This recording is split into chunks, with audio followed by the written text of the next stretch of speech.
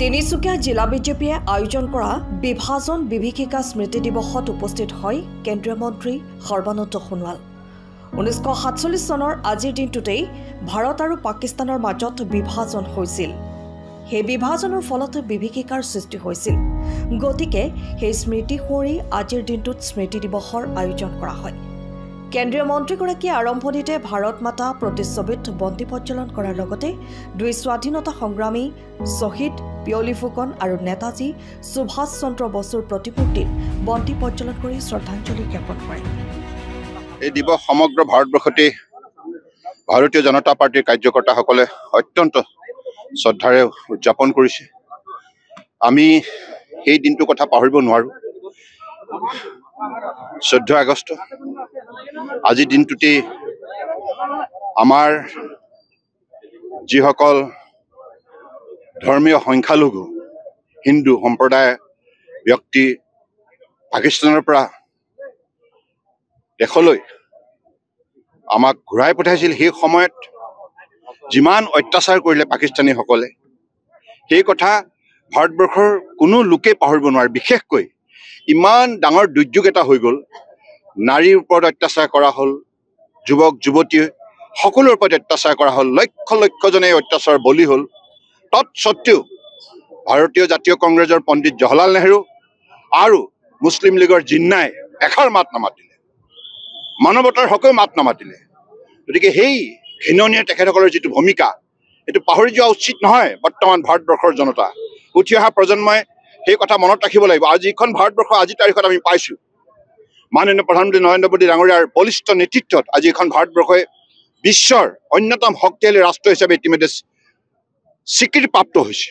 আৰু ইতিমধ্যে পৃথিৱীৰ বুকুত তৃতীয় বৃহৎ অৰ্থনীতি হিচাপে ভাৰতবৰ্ষই নিজৰ পৰিচয় দাঙি ধৰিবলৈ ক্ষিপ্ৰতাৰে মাননীয় প্ৰধানমন্ত্ৰী ডাঙৰীয়াৰ নেতৃত্বত আগবাঢ়ি গৈছে। আত্মনিৰ্ভৰ ভাৰত নিৰ্মাণ কৰাৰ কামত সকলো ভাৰতীয়ই সংকল্পবদ্ধ হৈছে। গতিকে এইখন ভাৰতবৰ্ষৰ বৰ্তমান যিটো আমাৰ অৱস্থা, এই অৱস্থাটো কেৱল ভাৰতীয় জনতা পাৰ্টীৰ নেতৃত্ব চলা NDA চৰকাৰৰ সঠিক আৰু সুযোগ্য নেতৃত্ব দিয়াৰ বাবে মোদী ডাঙৰীয়াই আজি ভাৰতবৰ্ষক যোৱা 11 বছৰৰ ভিতৰতে যিটো পৰিৱৰ্তন দিলে, তাৰ ফলশ্ৰুতিত আজি প্ৰতিজন ভাৰতীয় আত্মবিশ্বাসী হৈছে। আৰু আমি কেতিয়াও আমাৰ সেই দিনটোৰ কথা পাহৰা উচিত নহয়। কাৰণ আজি যদি যিখন স্বাধীন ভাৰতবৰ্ষ আমি পাইছোঁ, ইয়াৰ অন্তৰালত সেইসকল আমাৰ হিন্দু ভাতৃ ভগ্নীৰ বহুত তেখেতসকলৰ অৱদান আছে, তেখেতসকলৰ কষ্ট আছে, ত্যাগ আছে। গতিকে সেইকাৰণে আজি সেই স্মৃতি সজীৱ কৰি ৰাখিবৰ বাবে সমগ্ৰ ভাৰতবৰ্ষত এই বিভাজন বিভীষিকাই স্মৃতি দিৱস পালন কৰা হৈছে। বিভাজনৰ বিভীষিকা দিৱস আজি সমগ্ৰ ৰাষ্ট্ৰৰ লগতে সমগ্ৰ অসম তথা আমাৰ তিনিচুকীয়া জিলাখনতো আমি পালন কৰিলোঁ।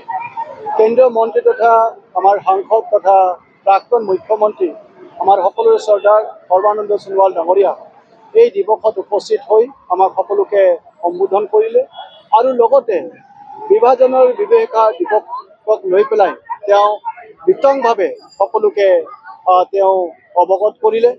আৰু নিশ্চিতভাৱে বিভাজনৰ সেই দিনটো সদায় আমি নিশ্চিতভাৱে স্মৰণ কৰিব লাগিব। হাজাৰ হাজাৰ হিন্দু লোকসকলে পাকিস্তান এৰিবলগীয়া হৈছিল আৰু এয়া সহজ নাছিল। বিভিন্ন কষ্টৰে আচলতে মানুহে ভাৰতলৈ আগমন কৰিছিল, য'ত নেকি বহু লোক ৰাস্তাতে মৃত্যুবৰণ কৰিছিল। ভোকে পিয়াহে পানীৰ অভাৱ সকলো সহ্য কৰি পেলাই মানুহে ভাৰতলৈ আহিবৰ কাৰণে চেষ্টা কৰিছিল। বহু শিশু তাতে মৃত্যু হৈছিল, বহুতো যুৱক যুৱতীৰ মৃত্যু হৈছিল, বহুতো বৃদ্ধ লোকসকলৰ মৃত্যু হৈছিল। বেমাৰী গাৰো মানুহে আহিবৰ কাৰণে খোজ কাঢ়িবৰ কাৰণে বাধ্য হৈছিল। এনেকুৱা এটা বিভীষিকা পৰিস্থিতিৰ মাজত আমাৰ হিন্দু লোকসকলে ভাৰতলৈ আহিবৰ কাৰণে সক্ষম হৈছিল, কিন্তু বহুতৰে উপায় নহ'ল, বহুতে ৰাস্তাৰ ওপৰতে মৃত্যুবৰণ কৰিলে।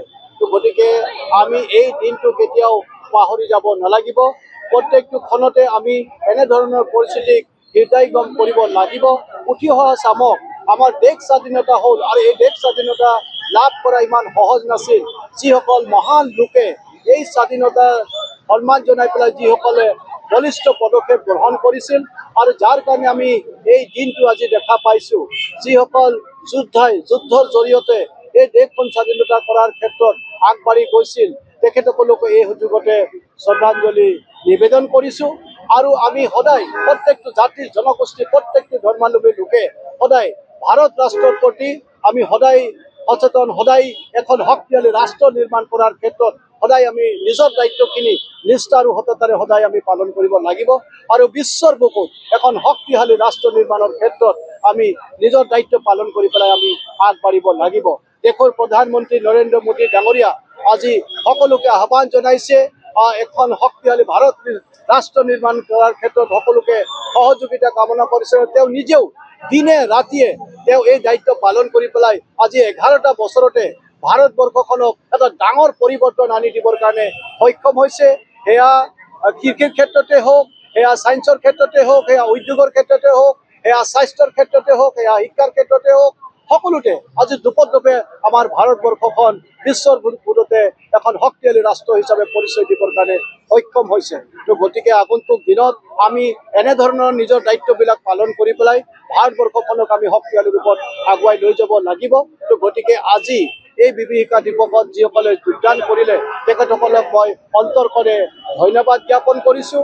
অহাকালি আমি সকলোৱে স্বাধীনতা দিৱস পালন কৰিম আৰু আমাৰ তিনিচুকীয়া জিলাখনতো আমাৰ ITI খেলপথাৰত সৰ্বসুন্দৰভাৱে এই বছৰো আমাৰ স্বাধীনতা দিৱসৰ আয়োজন কৰা হৈছে। মন্ত্ৰী বিমল বৰা ডাঙৰীয়া তাতে উপস্থিত থাকি পেলাই তেওঁ পতাকা উত্তোলন কৰিব। তো গতিকে এই স্থলীত সকলোকে উপস্থিত হৈ পেলাই দেশৰ প্ৰতি তেওঁলোকে সন্মান জনাই, পতাকাৰ প্ৰতি সন্মান জনাই সকলোৱে যাতে উপস্থিত হৈ মই তাকে কামনা কৰোঁ।